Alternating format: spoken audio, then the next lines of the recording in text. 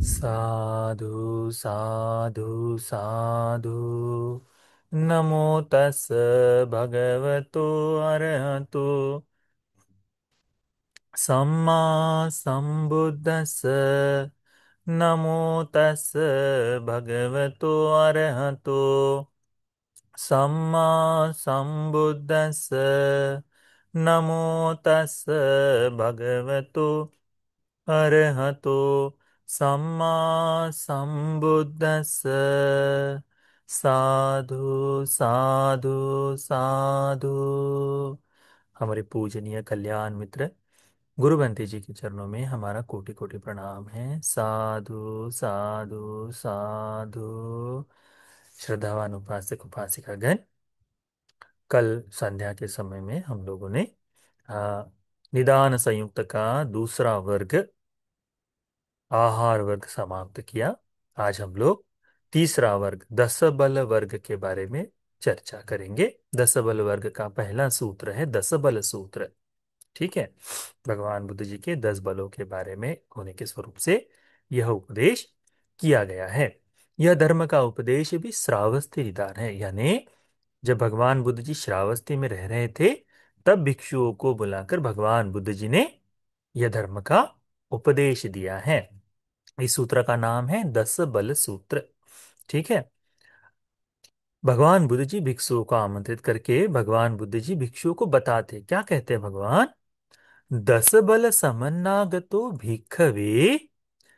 भगवान कहते हैं कि भिक्षुओं, 10 बलों से युक्त होकर, 10 ताकतों से युक्त होकर, तथागतो, ये जो तथागत है, चतुहि च वेसारज्ये ही समन्नागतो, चार विशारद धर्मों से युक्त होकर, चार विशारद भाव, विशारद गुण होते हैं, यानी उनमें विशारद को एक तरह से माहिर कह सकते हो, उसमें निपुण कह सकते हो, जो सारी चीजों को, उन चार चीजों को इस तरह से जानते हैं कि उसके उससे उससे आगे कुछ भी नहीं हो सकता, ऐसा विशारद भाव जो है। ठीक है। वे उन चार विशारद धर्मों से युक्त होकर आसभानंग ठानंग पटिजानाति, आकर धर्म के आसन पर वृषभ की तरह विराजमान होते हैं। ठीक है। स्थिर होते हैं, जानते हैं, देखते हुए।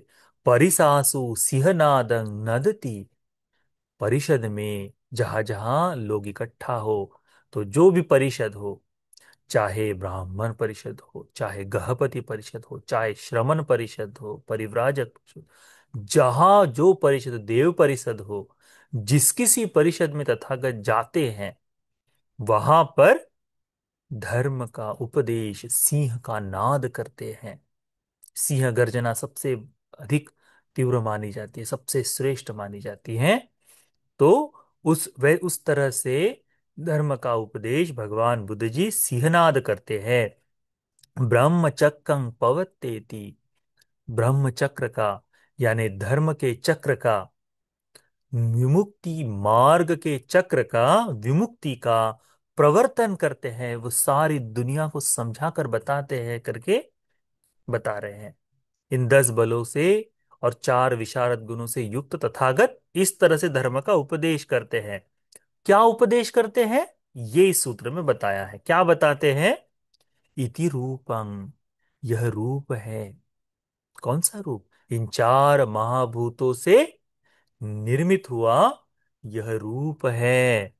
इति रूपस्य समुदयो, ये रूप का समुदय है। ये चीजें इकट्ठा आने पर, इन इन चीजों के इकट्ठा होने पर, इन इन कारणों से रूप का समुदय हुआ है।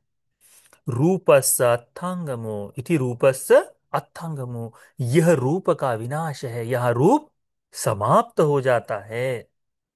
तो रूप के बारे में कितनी बात बताए भगवान? 3 तरह से। क्या? यह रूप है, इस तरह से रूप बनता है और ये रूप नष्ट हो जाता है। इति वेदना, ये वेदनाएं हैं। जितने प्रकार की भगवान ने वेदना बताई है, 3 प्रकार की वेदना बताई हैं, उसको 4 से मल्टीप्लाई करते हुए, अलग 3 से मल्टीप्लाई करते हुए जो आती है वेदनाएं, सुखद दुखद अदुख सुख करके जो आती है, इनको जितनी प्रकार से भिन्न भिन्न 6 आयतनों के हिसाब से तीन से गुना करते चले जाओ, ये सारी वेदनाएं भगवान ने बताई हैं। फिर इति वेदनाएं समुदयो, ये वेदनाएं ऐसे ही उत्पन्न नहीं होती, यहाँ इसका समुदय होता है। अथांगमो, यहाँ ये वेदनाएं इन प्रकार से नष्ट हो जाती हैं। आंख में उत्पन्न हुई वेदना कान के उत्पन्न हुई वेदना के साथ ही निरुद्ध हो जाती है कि नहीं? उस समय वह हमें समझ में नहीं आता, पर बड़ी गति से ये सारी वेदनाएं परिवर्तित होते चली जाती है ना। तो इस तरह से वेदनाओं का अर्थांगम बताया। इति संज्ञा, रूप को वेदनाओं से जानकर उसकी पहचान करना जो है, जानना है, वह पहचान होती है संज्ञाओं के द्वारा। इंगित किया जाता है, अच्छा ये है करके इस तरह से। तो इति संज्ञा, यह संज्ञाएं हैं। इति संज्ञाय समुदयो, ये संज्ञा का समुदय है। कैसे ये समुदय उत्पन्न हुई, कैसे ये जाना गया, ये नीला है, पीला है, लाल है ना, ये समुदय करके जो है पूरी तरह से निर्मित हुआ है। इति संज्ञा समुदयो, संज्ञा का समुदय ये है। इति संज्ञाय अर्थांगमो, यह संज्ञाएं निरुद्ध हो जाती है, नष्ट हो जाती है, समाप्त हो जाती है, खत्म हो जाती है। इति संखारा, ये संस्कार है। संस्कार जो बंधन बांधे जाते हैं, सुखद है तो चाहिए, दुखद है तो नहीं चाहिए, सुखद दुख, दुख सुख है तो उपेक्षा के भाव से, मूढ़ता के भाव से देखना, जो है ये सारी चीजें संस्कार करना, बनाना, जिनके कारण आगे का भव निर्माण हो पाए, आगे के भव के लिए संखत करता है ना। तो वह संस्कार, संखारानंग समुदयो, ये संस्कार इस तरह से बनते हैं, संस्कार इस तरह से बनते हैं। संखारानंग अथंगमो, संस्कार ऐसे नष्ट हो जाते हैं, खत्म हो जाते हैं। संस्कार का काम क्या है कि ये कर दिया, वहां से संस्कार खत्म, आगे दूसरा बनेगा, उस तरह से संस्कारानंग, संखारानंग अथंगमो। संस्कार क्या करता है? विज्ञान को जन्म देता है, कॉन्शियसनेस को। यदि सुखद है, उसकी इच्छा जगा दी, तो उस इच्छा की पूर्ति के लिए तैयारी, उस इच्छा पूर्ति की आस में आगे बढ़ना है, विज्ञान। तो इति विज्ञान, ये विज्ञान है। इति विज्ञान से समुदय, इस विज्ञान का समुदय हो रहा है। कैसे हो रहा है?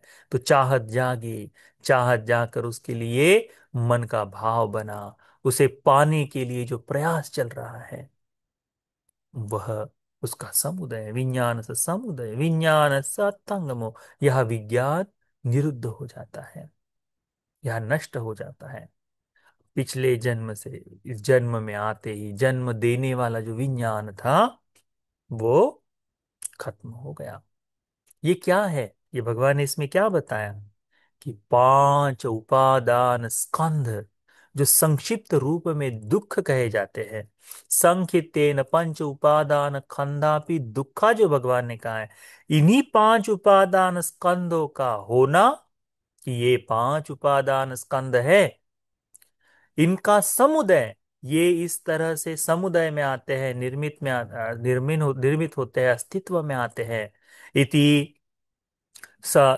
इसका अर्थांगम, ये यहाँ निरुद्ध हो जाते हैं, नष्ट हो जाते हैं। निरुद्ध तो नहीं, पर नष्ट हो जाना जो है, समाप्ति में हो जाना, वो जो है भगवान ने ये पांच उपादान के तरह धर्म, इस पांच उपादान का उपदेश करते हैं, तीन आकार से, उसके होने का, उसके समुदय का, और उसके अनित्य हो जाने का, नष्ट हो जाने के उपदेश करते हैं। कब करते हैं? जब 10 बलों से युक्त होकर, एक 10 बल नाम का सूत्र हमने किए हैं, तो 10 बल है, चार विशारद धर्मों पर उसका भी उपदेश किए, चार विशारद गुणों को प्राप्त करके भगवान बुद्ध जी सभाओं में जाकर इन धर्म का उपदेश करते हैं। भगवान कहते हैं, इति इमस्मिन सति इदं होति, इसके होने से यह होता है, इमस्सुपादा इमं उपपज्जति, इसके उत्पन्न होने से यह उत्पन्न होता है। ये क्या है? कि ये है, इसका समुदय है, ये यहाँ इसका नष्ट हो गया, यानी इसके होने से इसका समुदय हुआ, इसके होने से इसका जन्म हुआ, इस तरह से ये है, तो ये होगा। यानी एक दूसरे पर निर्भरित होने वाला जितना धर्म है, तथागत भगवान इस तरह से उपदेशित करते, इति इमस्मिन सति, इसके होने से, इदं होती, ये हो जाता है, इमस उपादान, इसके उत्पन्न होने से, इदं उपज्यति, यह उत्पन्न हो जाता है, इमस्मि असति इदं न होती, इसके न होने से ये नहीं होता, इमस निरोधा, इसके निरुद्ध हो जाने से, इदं निरुज्यति, ये नष्ट हो जाता है। क्या नष्ट हो जाता है? यदिदं, यह कैसे, कौन सा? अविद्या पच्चया संखारा, अविद्या के होने से क्या होता है? संस्कार उत्पन्न होते हैं। अविद्या के उत्पन्न होने से संस्कार उत्पन्न होते हैं। इसके होने से ये उत्पन्न होता है, ये होने से ये होता है, इसके उत्पत्ति से ये उत्पन्न होता है। तो किसके होने से? अविद्या के होने से संस्कार, अविद्या के उत्पत्ति के साथ संस्कारों की उत्पत्ति होती है। अविद्या पच्चया संखारा, संखार पच्चया विज्ञानम, विज्ञान पच्चया नाम रूपं, नाम रूप पच्चया सलायतनं, सलायतन पच्चया फस्सो, फस्स पच्चया वेदना, वेदना पच्चया तन्हा, तन्हा पच्चया उपादान, उपादान पच्चया भव, भव पच्चया जाति, जाति पच्चया जरा मरण शोक परिदेव दुख दोमनसु पायासा संभवन्ति। एक एक श्रृंखला में देखे, एक एक कड़ियों में देखे, तो इसके होने से ये होता है, इसकी उत्पत्ति से ये उत्पन्न होता है।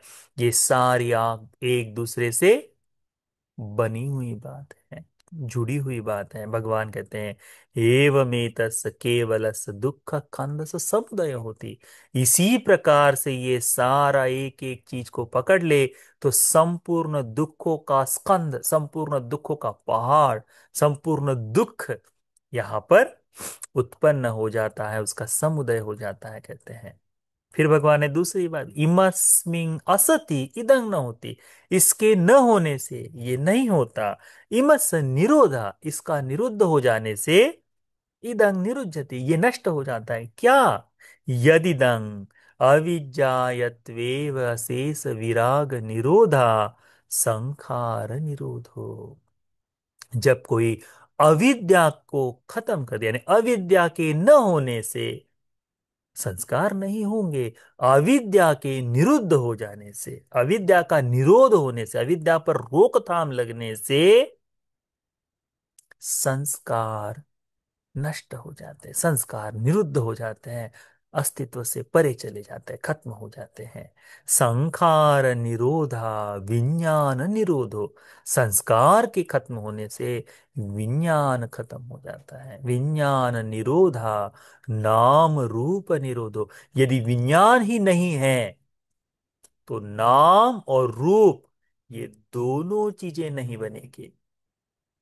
यदि विज्ञान नहीं है तो नाम रूप नहीं होगा, नाम रूप नहीं है तो आंख कान नाक जिह्वा त्वचा मन, ये नहीं होगा, यानी छह आयतन नहीं होंगे।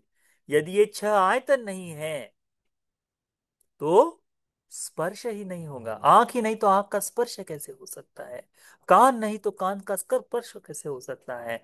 नासिका नहीं है तो नासिका का स्पर्श कैसे हो सकता है? जिह्वा नहीं तो जिह्वा का स्पर्श नहीं हो सकता।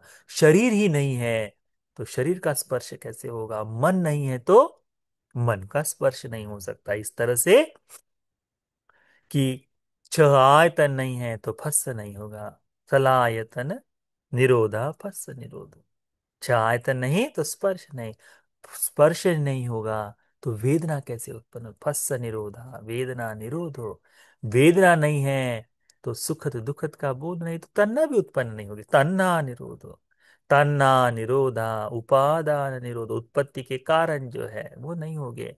तन्ना निरोधा भव निरोधो, जब तृष्णा ही नहीं है, उपादान नहीं है, उपादान नहीं है तो उपादान नहीं होंगे, उपादान नहीं है तो भव नहीं होगा, भव यानी जन्म का हेतु, जन्म लेने का काम जो करना है कर लीजिए। जन्म की भूमि जो बनाता है वह उपादान नहीं है।